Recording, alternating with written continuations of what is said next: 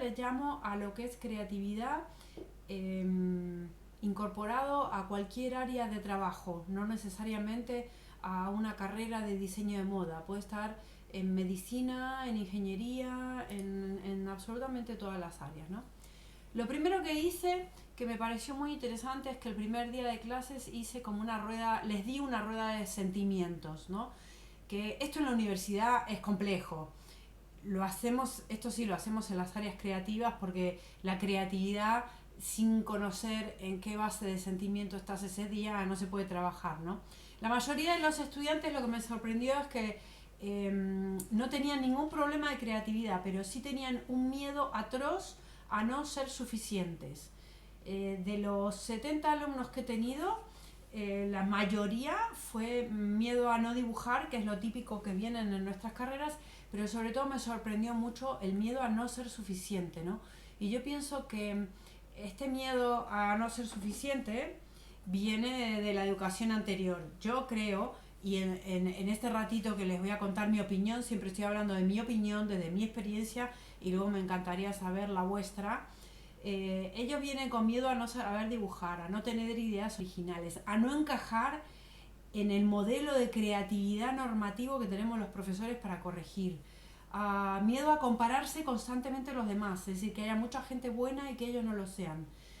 Para mí este miedo no nace directamente de ellos, sino que nace de los sistemas educativos en donde estamos midiendo todo el tiempo y ellos no se sienten acompañados en este proceso, ¿no? Sobre todo estoy hablando de las áreas creativas, que son las que yo conozco. Lo primero que hice fue intentar quitarles este miedo y decirles que hay un creativo a nivel inicial, que es el gatito mojado, con miedo a todos los miedos que ellos me representaron. Lo normalicé, le dije que esto era como muy normal y que yo los iba a preparar para que fueran un gato con botas, ¿no? Un creativo pro, y que íbamos a intentar pensar, cuestionar e investigar. Siempre juntos. Lo que intenté hacer fue desde el primer día ponérmelos en la palma de mi mano. Estos chicos venían a estudiar diseño de moda, entonces querían hacer cosas con las manos. Ellos ya querían empezar a trabajar, no querían yo estoy segura que ellos no querían que yo ni que me presentara, porque a veces les importa bien poco quién es el profesor, cuál es tu experiencia laboral. Entonces realmente, a ver, que dejé de compartir. ¿Siguen viendo, no, la presentación? ¿Sí? Sí, sí lo estoy viendo. Vale, perfecto. Entonces, lo que hice fue el primer día, dije, hola, soy Gisela y vamos a trabajar. Yo misma les traje el material porque sabía que el primer día ellos pensaban que no íbamos a hacer nada y todo el tiempo en la clase trabajé con el efecto sorpresa. Entonces, lo que hice fue trabajar con el origami, buscando que ellos vieran que hay diferentes maneras de hacer una camiseta. Ellos pensaban que iban a aprender a hacer una camiseta, pero lo que yo les hice fue poner foco en el cuestionamiento si no podría ser, si acaso, que hubiera muchas más maneras de crear una camiseta. Y entonces lo llevamos a la práctica con estos papelitos de hacer origami creando camisetas. Y primero les hice trabajar el foco y luego les hice empezar a trabajar directamente cuestionando. El siguiente paso que hicimos fue trabajar con un sistema que yo trabajo, que es el Zero Waste, que es cómo diseñar con una cuadrícula, es decir, diseñamos con una geometría. Y aquí el objetivo está en no desperdiciar papel, en no desperdiciar material, para trabajar la sostenibilidad desde el pensamiento, ¿no? Entonces también estuvimos poniendo foco, investigando y rompiéndose el coco desde el primer día de qué cosas podían hacer. La verdad que yo les sacaba fotos todo el tiempo para luego al final de curso ver qué pasaba, y al final de curso vi que las caras de ellos eran siempre contentos y alegres haciendo todo este tipo de ejercicios que era lo que ellos querían experimentar. Esperen que le voy a dar acceso a todos los que están por ahí. Ahí está. Vale. Lo que hicimos en este cuatrimestre fue aprender haciendo.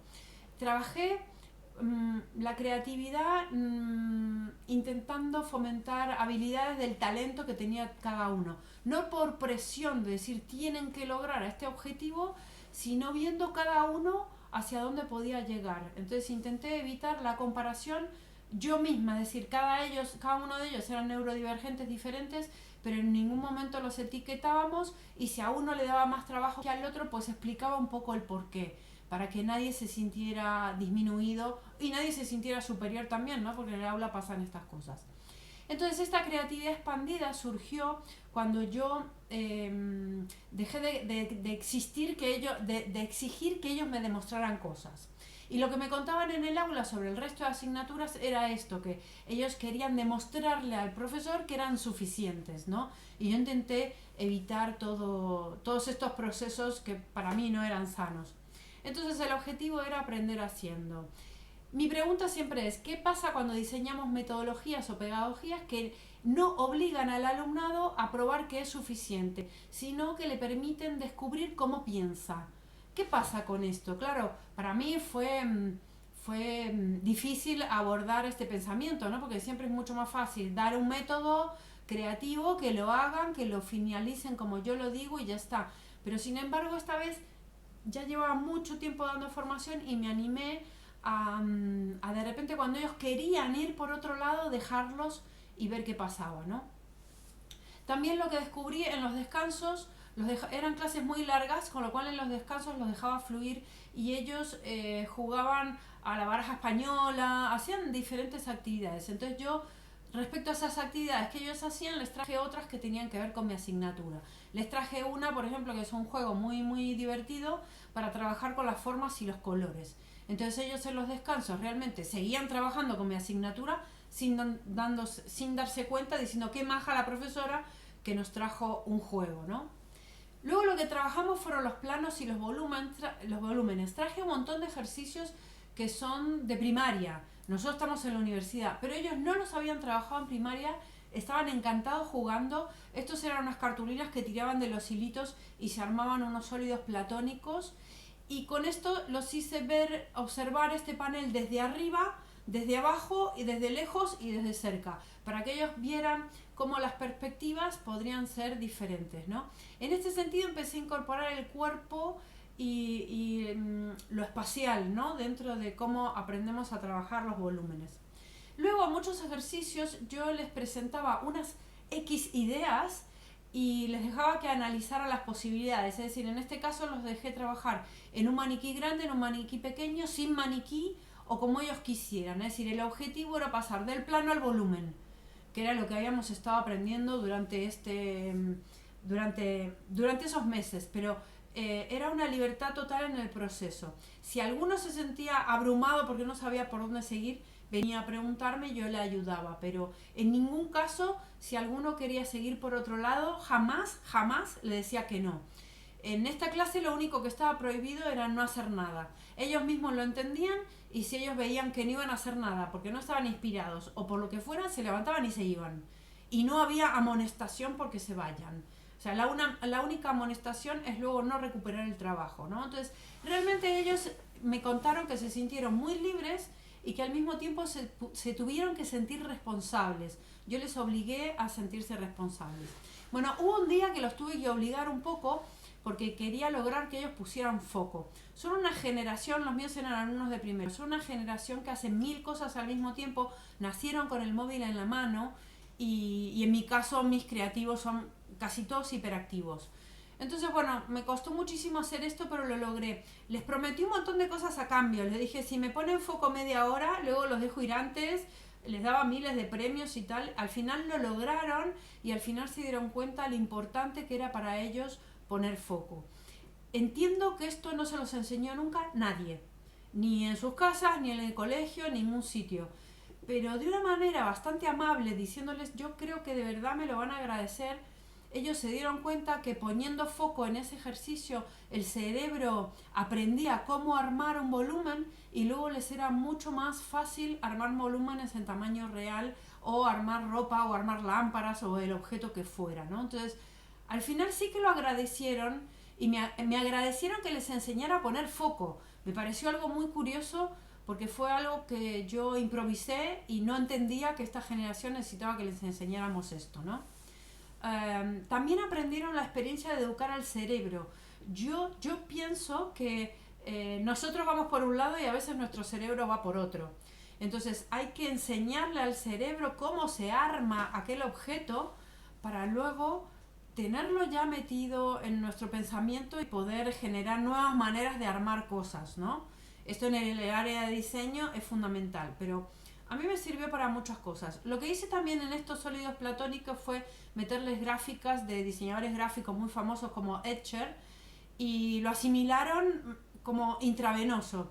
A los 6 meses fuimos a una exposición de diseño que justamente el guía les preguntó si conocían a Etcher y todos asintieron y dijeron que sí y se sintieron orgullosos de poder decir que sí, porque lo habían visto en el aula de una manera muy creativa y todos recordaban el nombre. Esperen que voy a admitir a más gente.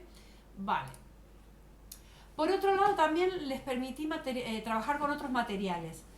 He de decir que antes no era yo tan de admitirlo todo, pero en esta clase quise probar qué pasaba, ¿no? Entonces yo trabajaba con un material, pero hubo alguien que trajo un material transparente y dije, ¿por qué no? Pues trabájalo. Y entonces como que cada uno fue encontrando su línea de trabajo. En este trabajo que hicimos de pasar del plano al volumen, luego tuvimos un trabajo extra que era meter un cuerpo dentro. Esto es algo que tenemos extra los de diseño de moda, que aparte de diseñar volúmenes tenemos que pensar que alguien va a estar dentro y que se va a tener que mover, ¿no? Sin embargo, en este ejercicio les dejé hacer lo que quisieran. Ellos podían meter los volúmenes por donde sea sin pensar en absolutamente nada. Todo estaba permitido, ¿no? Al final de todas las clases ellos hacían un shooting con los modelos que habían hecho y todas estas fotos yo se las iba subiendo a Drive para que ellos tuvieran un shooting de fotos de todos los ejercicios que habían hecho y al final del curso los analizamos y se dieron cuenta la cantidad de cosas que hicieron sin presión. Por otro lado, otra cosa que incorporé fueron las redes sociales extra clases, es decir, todas estas fotos que yo hacía de ellos luego las convertía en vídeos y los subía a TikTok y a Instagram. Explicaba un poco de qué se trataba el ejercicio y ellos los empezaban a subir y mucha gente nos empezaba a seguir. Tuvimos reproducciones de estos vídeos brutales, entonces empecé a dar premio al vídeo que más reproducciones tenía, le daba un premio a esa persona y bueno, era muy divertido porque entonces ellos me seguían en las redes sociales, se volvían a enterar de los ejercicios que habíamos hecho, los que habían faltado venían a buscarme para hacer ese ejercicio porque se lo habían perdido y la verdad que fue muy divertido. Y luego aproveché para ir metiendo en las redes sociales libros respecto a las temáticas, ¿no? Yo les llevaba libros todas las clases, los miraban, los cerraban y ahí quedaban. Pero cuando yo los subía a Instagram o a TikTok explicándoles por qué ese libro tenía que ver con la carrera que ellos estaban estudiando, se lo compraban. Y luego me lo comentaban, ¿no? Entonces, creo que el seguir trabajando con las redes sociales extra clases hizo que ellos estuvieran atentos a mi asignatura todo el tiempo y no solo ellos, sino que el resto de alumnos, los alumnos de segundo, de tercero y de cuarto, sabían todo el tiempo lo que estábamos haciendo los de primero. Por otro lado, me encantó estar grabando y haciendo fotos todo el tiempo porque ahí aparecieron un montón de memes educativos, ¿no? Había gente, por ejemplo, que se ponía a coser una camiseta sin hilo, entonces luego salía toda desarmada, o por ejemplo explicaciones en clase de un trabajo que había que hacer de pasar un patrón que yo no expliqué el paso al paso correcto porque para mí era evidente, porque llevo haciendo esto toda la vida y entonces los alumnos no lo entendieron y lo hicieron mal. Pero no es que ellos lo hicieran mal, sino que yo me había olvidado de explicar algunos pasos. El hecho que yo delante de ellos asumiera que había un error y que yo, como esto lo hacía todo el tiempo, no me había dado cuenta que me había faltado un paso, para ellos fue fundamental, importantísimo para ganarme la confianza, para decir, yo también me equivoco, vamos a corregir, seguimos adelante. Hubo otras cosas que fueron errores que las convertimos en diseño también, o sea, continuamos con el error y vimos qué pasaba trabajando con ese error, ¿no? Luego también les incorporé una novedad en diseño que está apareciendo que se llama diseño de futuros. El diseño de futuros me gusta porque bloquea el pasado y les deja crear escenarios futuros con todo tipo de posibilidades. No se puede decir que no a nada. Si ellos inventan un futuro que va a estar lleno de aliens con forma de tortuga, pues tú no le puedes decir que no. Eso es correcto y tienes que continuar adelante. Me encanta este sistema, no solo para diseño, sino que para todo, porque yo pienso que la formación es un feedback entre ellos y nosotros. Yo les puedo dar toda mi experiencia desde una generación que ya pasó, que ya no existe y que ya el mundo no funciona como funcionaba cuando yo trabajaba de lo mío. O sea que lo que les puedo transmitir es bastante limitado, pero ellos me pueden transmitir muchísimas cosas que yo desconozco de su generación, de cómo lo ven, de cómo es su pensamiento crítico. Mi experiencia fue que si yo no hubiera logrado desde el primer día ponerlos en la palma de mi mano, esto no hubiera sucedido, porque ellos no me hubieran confiado la cantidad de pensamientos que han tenido o no hubieran tenido la confianza para continuar con sus errores o para decirme siquiera que se habían equivocado, ¿no? Entonces, para mí todo este trabajo fue importante por eso. Trabajamos todo el tiempo de manera lúdica, prácticamente no di teoría en ninguna clase. Soy consciente de que mi asignatura era totalmente práctica y podía hacerlo, pero este año voy a tener una asignatura teórica y voy a intentar también hacerla todo lo que pueda práctica, porque creo que es la manera en la que ellos aprenden de una manera brutal. Aquí yo les tenía que dar técnicas de composición, ellos habían aprendido los elementos estéticos, ahora tenían que aprender a componerlos, a ver de qué manera transmiten una cosa o la otra. Entonces, con estos collages que les hice trabajar con la metodología de diseño de futuros, que no se las expliqué bien, que era, ellos tenían que hacer un collage con un escenario distópico y un utópico. Es decir, uno que sería lo ideal, como que se salvó el planeta, todo sostenible y maravilloso, y otro que fuera tipo Blade Runner, que no podemos respirar, que estamos todos las especies desapareciendo y que fuera todo un caos, ¿no? Y luego lo que hice para que ellos trabajaran estas técnicas de composición fue proyectar estos collages con un proyector antiguo que encontré tirado por ahí por la escuela, y ellos lo proyectaban sobre estos volúmenes o estos diseños que habían hecho. Pero tenían total libertad de coger el proyector y moverlo de manera horizontal, vertical, de hacerle zoom, de colocar el estampado de una manera, de otra, de darle la vuelta. Hasta estuvieron haciendo ejercicios de mezclas de collage con diseños de diferentes alumnos, hicieron composiciones todas juntas y luego hicieron composiciones ellos. Entonces, en realidad fue una clase muy experimental, libre, y ellos mismos se fueron dando cuenta de las técnicas de composición. Ellos mismos iban cambiando el proyector de lugar, iban diciendo, fíjate, aquí le da la sombra y aquí la luz y aquí esta forma encaja con esto y con aquello y esto no, y esto queda así o queda así, ¿no? Entonces realmente no me hizo falta luego dar la teoría, porque prácticamente se la habían aprendido entre ellos ese día jugando. Aparecieron miles de diferentes ideas, si proyectaban desde lejos, desde cerca, si proyectaban fotos, si proyectaban vídeos. Y luego lo que yo hice un poco para cerrar la clase fue un feedback mío creativo. Lo que hice fue trabajar con Midjourney, entonces todos los ejercicios que ellos habían hecho conmigo en clase, tanto el de origami como el del volumen, como modelaje en maniquí y como este de las proyecciones, los metí en unas plantillas que hay en Midjourney que se llaman Modboards. Tú metes todos sus trabajos en este bloque, digamos, es como parecido al Pinterest, ¿no? Es como una carpeta que se llama Modboard, y yo metí un Modboard de origami, uno de volumen y tal, y empecé a trabajar con ello.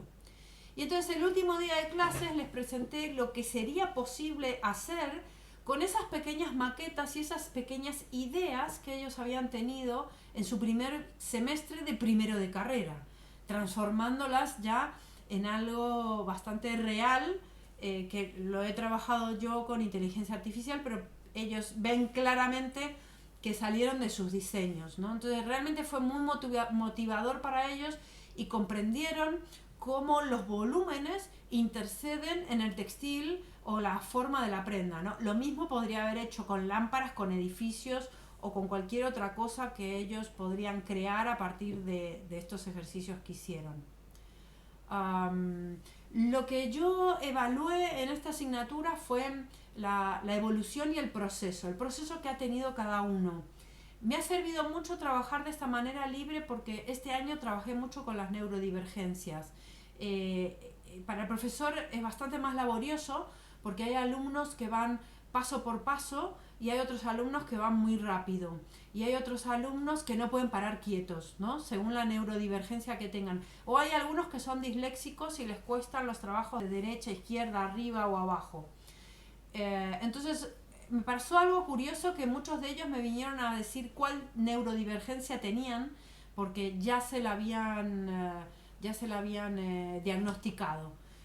Había otros que todavía estaban dudando y había otros que estaban dudando la mezcla que tenían, porque tenían una, pero probablemente tuvieran un porcentaje de otra. El tema de las neurodivergencias es algo bastante nuevo, en las aulas prácticamente se está trabajando muy poco.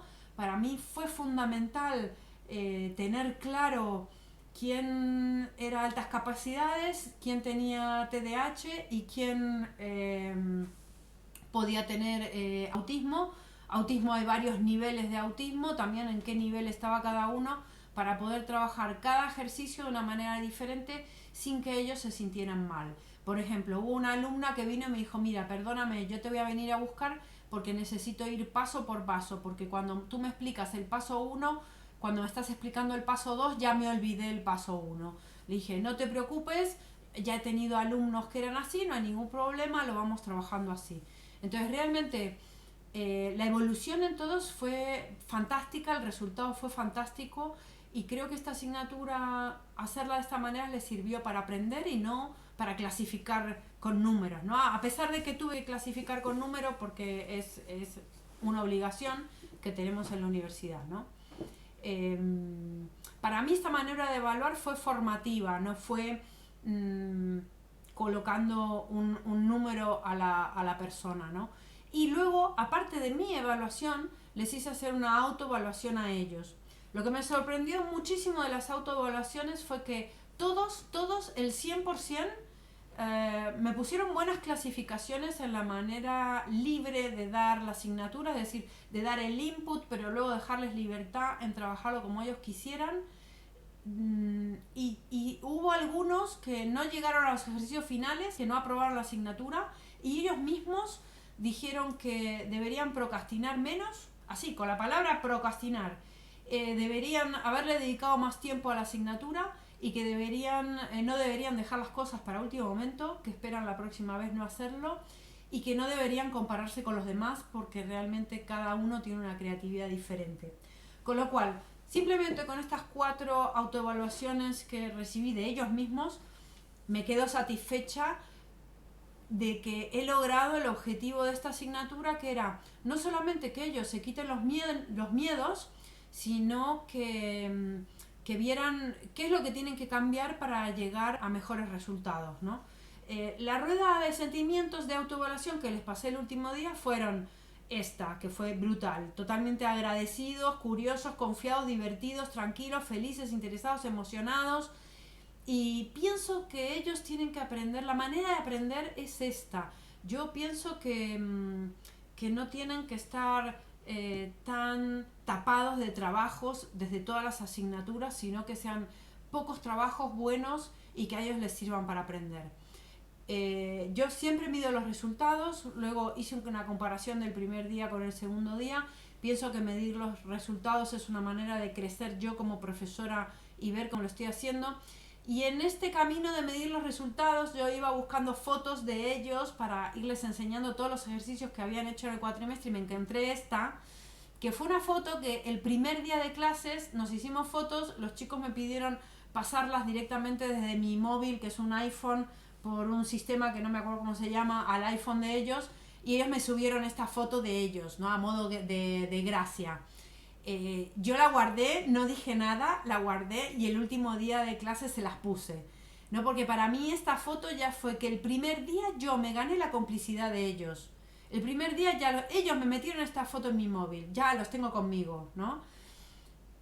Lo que les cuento, no dije nada, el último día se las puse, se rieron un montón y les pedí perdón por medir mis resultados. La verdad que todos colaboraron, pero fue grandioso. Ese último día les di una sorpresa, que fue que yo cada clase que terminaba, yo realmente iba improvisando, iba usando pedagogías y métodos. A veces me los iba inventando, otras veces eran unos que había estudiado, otros que iba haciendo mix. pero cuando llegaba yo de la clase lo escribía en LinkedIn. Entonces todos los días publicaba cosas que pasaban en clase, métodos que había utilizado. Ellos no lo sabían. A ellos se los conté el último día. Entonces cuando el último día me dijeron tus clases maravillosas y tal, digo, mira, no solo nos divertimos, sino que yo sabía un poco a dónde los estaba llevando, qué estaba queriendo hacer, y también hubo momentos que modifiqué el plan de estudios porque ellos necesitaban que yo lo modificara. Entonces también había un plan, pero también hubo improvisación para ir por donde ellos necesitaban que yo los llevara, ¿no? Que yo los acompañara realmente. Entonces el último día, cuando descubrieron todas las pedagogías y los métodos que había trabajado en LinkedIn, se sorprendieron. Yo también me hice un cuadro de toda esta mezcla de pedagogías que hice, porque no es que haya utilizado una, sino que fui como improvisando por mi experiencia de dar clases de una con otra, con otra, con otra.